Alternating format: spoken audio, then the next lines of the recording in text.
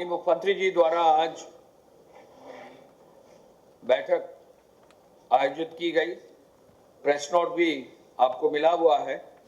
सर्वप्रथम सबसे अच्छी खबर यह है, जैसा कि हमारे प्रमुख सचिव स्वास्थ्य ने कल परसों बताया, अब हमारे धीरे धीरे मेहनत करने के बाद प्रदेश के माननीय मुख्यमंत्री जी के मार्गदर्शन में कई जनपद कोरोना मुक्त ही हो रहे हैं। पीलीभीत हुआ, महाराजगंज हुआ, इसके बाद हाथरस हुआ, अब शाहजहांपुर भी कोरोना मुक्त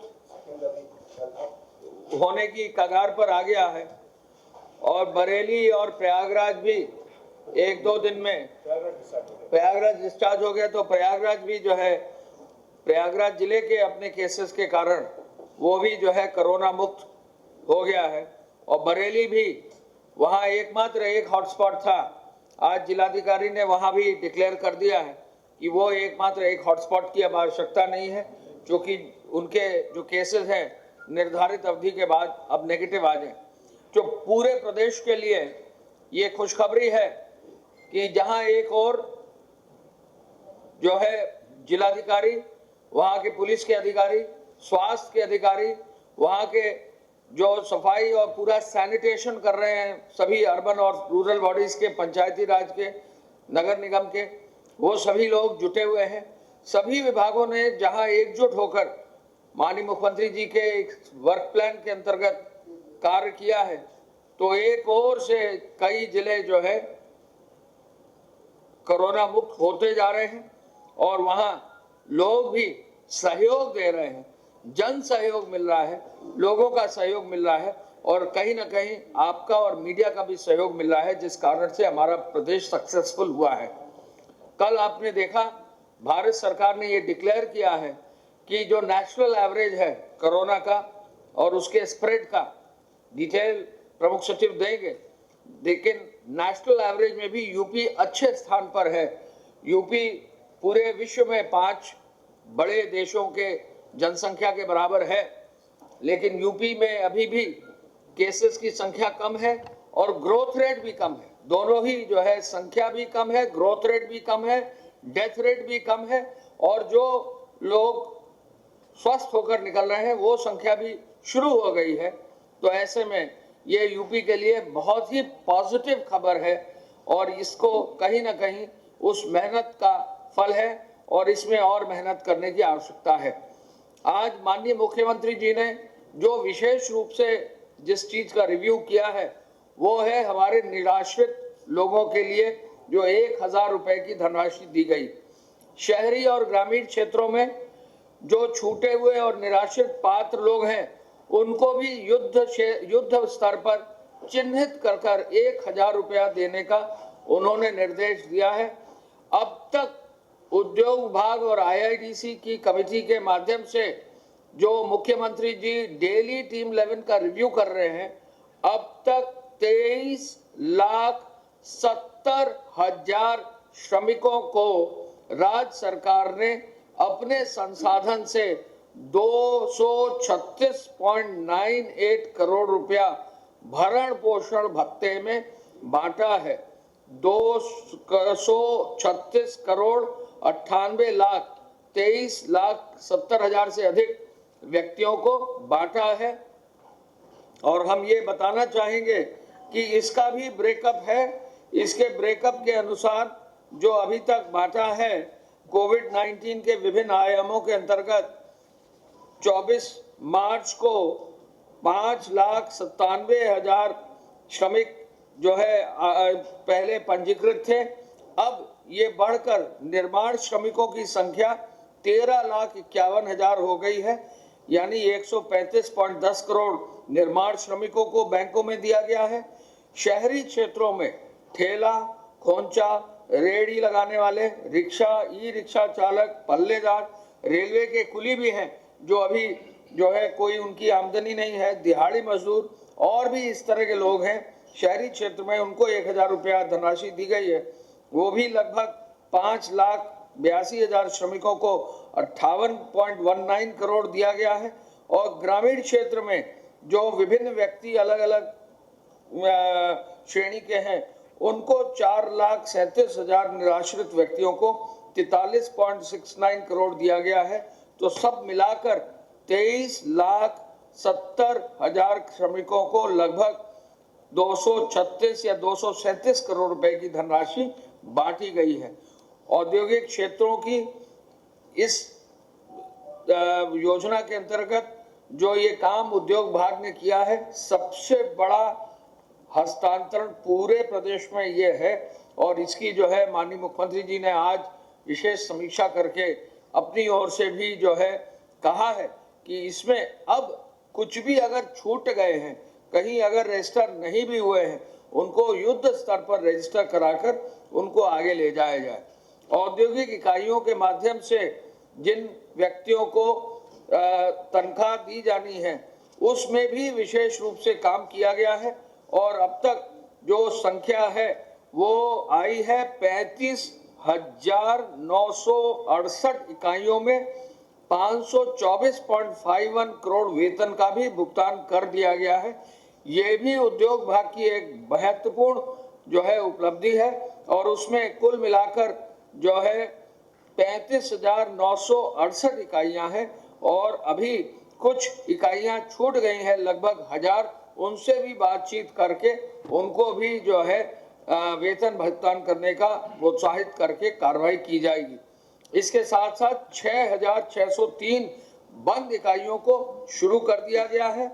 इसके साथ साथ हम ये भी बताना चाहेंगे कि जो पीपीई और मास्क के निर्माण की इकाइयां हैं, 72 में से 70 इकाइयों को अब क्रियाशील कर दिया गया है और साथ साथ 40 नई और इकाइयों को, जो पहले 99 हमारी सैनिटाइजर्स की इकाइयां थी, 99 प्लस 40 और यानी 139 और इकाइयों को जो है अब सैनिटाइजर बनाने की अनुमति हो गई है।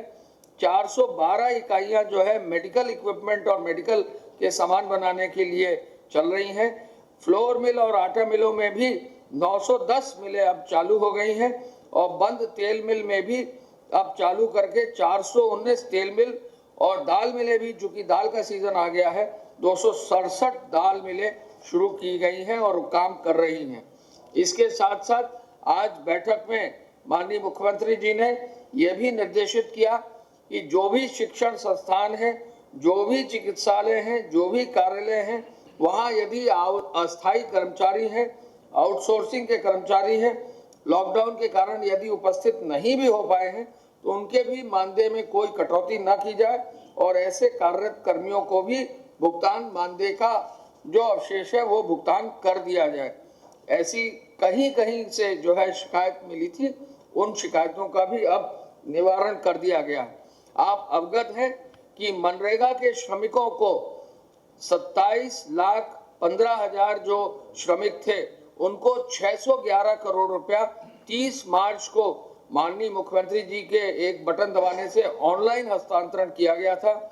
आप अवगत हैं कि 3 अप्रैल को वृद्धावस्था, निराश्रित महिला, दिव्यांगजन और कुष्ठावस्था पेंशन का 86.71 लाख लाभार्थियों को 871 लाख रुपया ऑनलाइन हस्तांतरित कर दिया गया था। आपको ये भी अवगत है कि भारी मात्रा में जो लोग खाद्यान्न चाह रहे थे, सबको खाद्यान्न का जो है अवेलेबिलिटी कर दी गई है। इसके कल फिगर्स हमने रिलीज किए थे। ये भी माननीय मुख्यमंत्री जी द्वारा जो है यूनिवर्सल वितरण, यूनिवर्सलाइजेशन ऑफ खाद्यान्न का भी निर्देश दिया है पीडीएस के अंतर्गत। वो कार्य भी शुरू हो गया है।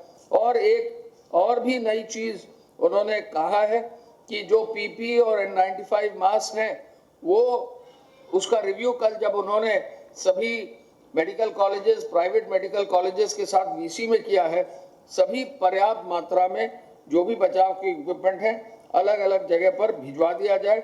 सीएमओज और जो भी सीएमएस हैं, जहां भी जिलाधिकारी है, इसको रिव्यू करके उपलब्ध करा दें। कम्युनिटी किचन की व्यवस्था का भी रिव्यू उन्होंने किया है और ये कहा है कि संक्रमण क्षेत्र में जहां प्रभावित लोग हैं, वहां अब जहां संक्रमण मुक्त हो गए हैं, फिर भी आगे के समय में भी सावधानी बरती जाए, लॉकडाउन की व्यवस्था यथावत जारी रखे और जहां संक्रमण खत्म भी हो गया है वहां पर भी बहुत छूट ना दी जाए और उसमें बहुत अच्छे से सावधानी से कार्य किया जाए। अन्य राज्यों के समस्याओं के संदर्भ में मुख्य सचिव साहब को और जो नोडल अफसर हैं उनको संवाद बनाए रखने का उन्होंने निर्देश दिया है। अन्य राज्यों में जो यहाँ के यूपी के रहने वाले हैं उनसे निरंतर संवाद बनाकर उनकी समस्याओं का भी समाधान करने का निर्देश उन्होंने दिया है। मंडियों के संचालन के लिए रणनीति बनाने के लिए जिलाधिकारी, पुलिस विभाग के और मंडी विभाग के अधिकारी का निर्देश दिया है कि सोशल डिस्टेंसिंग वे सुनिश्चित करेंगे। और अंत में हम ये भी बताना चाहेंगे कि हमें अब जो पता चला है कृषि विभाग के माध्यम से कि जगह जगह गेहूं की खरीद भी शुरू हो गई है और अब 5,154 क्रय केंद्रों पर व्यवस्था करते हुए लगभग 33,158 मैट्रिक टन गेहूं की खरीद भी कल तक हो गई है और ये प्रोक्योरमेंट की व्यवस्था भी सुचारू रूप से शुरू हो गई है। पुनः मैं कहना चाहूंगा कि 23,70,000 श्रमिकों को लगभग 237 करोड़ रुपए की धनराशि भरण पोषण भत्ते के रूप में बांट दी गई है। मैं प्रमुख सचिव स्वास्थ्य से रिक्वेस्ट करूंगा, कृपया जो है वो अपनी ओर से डिटेल अपने स्वास्थ्य विभाग का और जो हमारे क्षेत्र कोरोना मुक्त हुए हैं उन पर विशेष रूप से विवरण सभी को आपको दें और जो खुशखबरी हमारे लिए कोरोना मुक्ति की है उससे अवगत कराएं। प्रदेश में कुल एक्टिव केसेस 869 रह गए हैं कोरोना के। 969 में से अब केवल एक्टिव केसेस 869 रह गए हैं, 869। ये जो संक्रमण है ये 49 डिस्ट्रिक्ट से आया था, उसमें से जैसा आपने सुना कि अब काफ़ी जनपद अपनी टीम की मेहनत के कारण वो डिजीज़ को, उसके कर्व को बीट कर पा रहे हैं। आपको पहले मैंने बताया था कि पीलीभीत, हाथरस और महाराजगंज ये सभी जितने भी इनके यहाँ इन्फेक्टेड लोग थे वो सब के सब ट्रीट हो चुके हैं। इसी प्रकार से प्रयागराज और बरेली से भी सूचना प्राप्त हुई है कि उनके भी सभी लोग डिस्चार्ज हो गए हैं। कुछ और ज़िले हैं जिनमें कि या तो सेकंड टेस्ट चल रहा है या वो डिस्चार्ज होने के करीब हैं। तो जैसे जैसे सूचना आती जाएगी हम आपको और बताते जाएंगे। जो हमारे 4-5 ज़िले जो मेन रूप से अफेक्टेड हैं वो गौतम बुद्ध नगर, गाज़ियाबाद, मेरठ, लखनऊ, आगरा हैं और बाकी सहारनपुर भी है उसमें।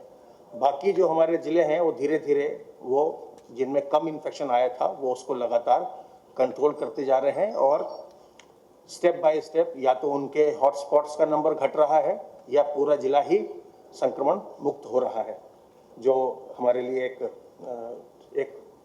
प्रोग्रेसिव स्टेप है। जो आइसोलेशन वार्ड्स में लोग हैं उनकी संख्या 1025 है इस समय और जो क्वारंटाइन में रखे गए हैं लोग जो पॉजिटिव के कॉन्टैक्ट्स हैं या सिम्टोमेटिक हैं उनके आधार पर उनकी संख्या 10,814। आइसोलेशन बेड्स हमारे 10,000 करीब रेडी हैं और क्वारंटाइन बेड्स भी अब हमारे पास 15,000 बिल्कुल रेडी हैं। तो इस प्रकार से ये लगातार ये कार्रवाई चल रही है और इसमें जो हमें चिकित्सा विभाग की टीम को, चिकित्सा और चिकित्सा शिक्षा की टीम को जो सहयोग अन्य सभी विभागों का मिल रहा है, चाहे वो राजस्व विभाग हो, चाहे पुलिस विभाग हो, चाहे अर्बन डेवलपमेंट हो, पंचायती राज हो या एसेंशियल जो सप्लाईज को मेंटेन कर रहे हैं वो हो, उन सब का हम लोग बहुत आभार व्यक्त करते हैं। और ख़ास करके जो इनको ट्रीट कर रहे हैं, जो डॉक्टर्स हैं, जो नर्सेज हैं, पैरामेडिकल स्टाफ है और जो हमारे लैब टेक्नीशियंस हैं जो इनके सैंपल्स ले रहे हैं, जो लैब्स हैं जहाँ पर इसके टेस्ट हो रहे हैं, उन सबों का हम बहुत आपके माध्यम से धन्यवाद व्यक्त करते हैं। और आपके माध्यम से लोगों को फिर से हम इस बात की जानकारी देते हैं कि जो घर के बड़े बुजुर्ग हैं उनको बचाना बहुत आवश्यक है। क्योंकि जो भी हमने देखा इसमें जिनकी भी तबीयत खराब हुई, जिनके भी कोमॉर्बिडिटी के केस हैं, यानी कोई पहले से मेडिकल कंडीशन है, डायबिटीज़ है, ब्लड प्रेशर है या किडनी है, इस तरह की चीज़ें जिनको है, उनकी तबीयत ज़्यादा इसमें खराब होती है। बाकी अधिकांश लोग इस संक्रमण से संक्रमित होने के बाद वो फिर उनकी एंटीबॉडीज डेवलप होती हैं और ठीक हो जा रहे हैं। लेकिन जो बुजुर्ग व्यक्ति हैं उनमें दिक्कत आती है कई बार, और कई बार वो उनकी स्थिति खराब होने लगती है। तो उनको जरूर हम लोग बचाएं।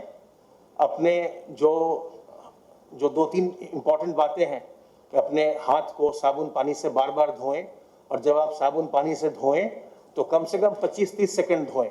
और बहुत पहले मैंने बताया था, उसको मैं आज फिर रिपीट कर देता हूं कि जब आप हाथ धोते हैं तो याद रखिए कि इसमें सुमन के का इस्तेमाल करते हैं। एस से सीधा सीधा हाथ धोइए, यू से उल्टा उल्टा हाथ धोइए, एम से मुट्ठी अपनी मुट्ठी को साफ करिए, ए से अंगूठा अपने अंगूठे को साफ करिए, एन से नाखून नाखून को साफ करिए, और अंत में के से कलाई को साफ करिए। तो जब आप ये काम करेंगे तो आपके कम से कम 25-30 सेकंड इसमें लग जाएंगे और वायरस जो है वो वायरस समाप्त हो जाएगा। अगर आप केवल 5-7 सेकंड के लिए अपना हाथ धोते हैं तो उतने में वायरस नहीं मरता। तो हाथ धोएं, अपने चेहरे को कवर करें, फेस कवर से मास्क लगाइए या गमछा लगाइए, रुमाल लगाइए।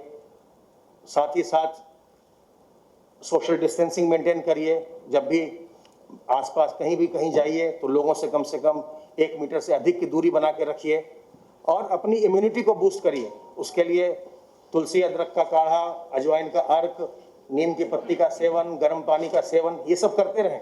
योग करें, प्राणायाम करें, जिससे कि आपकी इम्यूनिटी बूस्ट होती रहे। तो आप इससे संक्रमित नहीं होंगे। आप अगर संक्रमित होते भी हैं तो आपका शरीर इस संक्रमण को फाइट कर सकेगा। इस बीमारी से घबराने की आवश्यकता नहीं है।